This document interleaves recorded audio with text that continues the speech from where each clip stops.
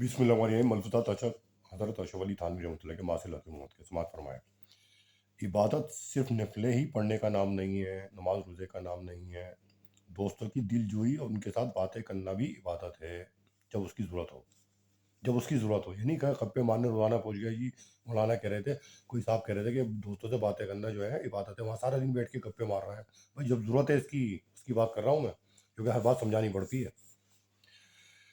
ذکر کی حالت میں اگر اذان ہونے لگے تو ذکر کو موقوف کر کے جواب ہی دینا زیادہ مناسب ہے، اور اس کو یہ کہ ذکر چھوڑ دیا اس کی یہ پرواہ نہ کریں، بلکہ وہ ذکر میں ہی داخل ہے، بلکہ ایک نور پیدا ہوگا آپ کے اندر، کیونکہ آپ ذکر کو چھوڑ کے اذان کا جواب دے رہے ہیں، یہاں اس کی ضرورت ہے۔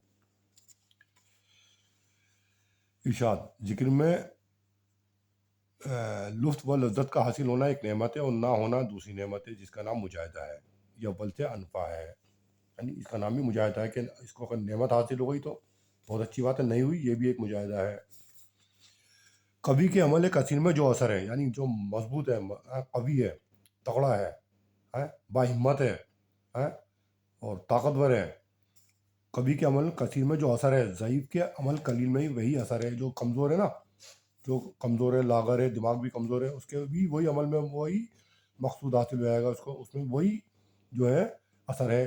ضعیف کو عمل قلیل ہی سے، یعنی کمزور کو عمل قلیل ہی سے، کم عمل کرنے سے ہی انشاءاللہ مقصود میں کامیابی ہو جاتی ہے، یعنی اس کو بھی مقصود حاصل ہو جائے گا۔ وہ ضعیف ہے، وہ ضعیف کی وجہ سے بھی پھر بھی عمل کر رہا ہے بنسبت جو قوی ہے، لیکن پھر بھی کر رہا ہے جو کمزور ہے، اس کو بھی مقصود حاصل ہو جائے گا۔ یہ مطلب ہے اس کا۔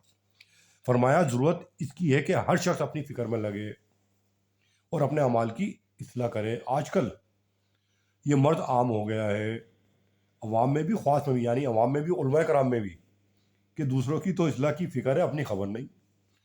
دوسروں کی جوتیوں کی حفاظت کی بدولت اپنی گٹری اٹھوا دینا کیسی حماقت ہے، یعنی دوسرے کی تو اصلاح ہے، اپنی پرواہ نہیں۔ فرمایا کہ مخصوص سلوک رضائے حق ہے، اس کے بعد دو چیزیں ہیں: طریق کا علم، اس پر عمل۔ سو طریق صرف ایک ہی ہے، یعنی احکام ظاہرہ و باطنہ کی پابندی، اور اس طریق کا معین دو چیزیں ہیں: ایک ذکر جس پر دوام ہو سکے، ذکر الہی دوام ہو سکے جس پہ، دوسرے صحبت اہل اللہ کی، یعنی صحبت اہل اللہ کی بہت ضرورت ہے، جس کی کثرت سے مقدور میں ہو، یعنی رسائی حاصل ہوتی ہے جس کی کثرت سے، اور کثرت کے ذریعے کے لیے فراغ نہ ہو تو بزرگوں کے حالات و مقالات کا مطالعہ اس کا بدل ہے۔ اگر آپ کے پاس اتنا وقت نہیں ہے کہ آپ کسی بزرگ کی سفر کر کے صحبت لینے جائیں، تو آپ کے لیے ضروری نہیں ہے، پھر آپ ان کی کتابوں کا مطالعہ کریں، ان کے مواعظ دیکھیں۔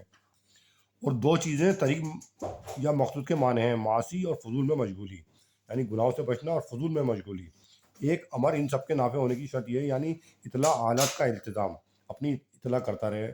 اب اس کے بعد اپنی استعداد ہے، حسب اختلاف استعداد مقصود میں دیر سویر ہوتی ہے۔ یہ خلاصہ ہے سارے طریق کا، یعنی آپ کی استعداد پر دیر سویر ہو جائے گی، لیکن یہ پورا خلاصہ ہے طریق کا، سلوک کا۔ اللہ تبارک تعالیٰ اس پر عمل پیرا ہونے کی توفیق آرزانی سے نوازے۔ ناکاروں کو، گندرگن کو، تمام امت مسلمہ کو، غیروں کو بھی ہدایت کاملہ عطا فرمائے کہ وہ حق پر آئیں۔ آمین ثم آمین، وآخر دعوانا الحمدللہ۔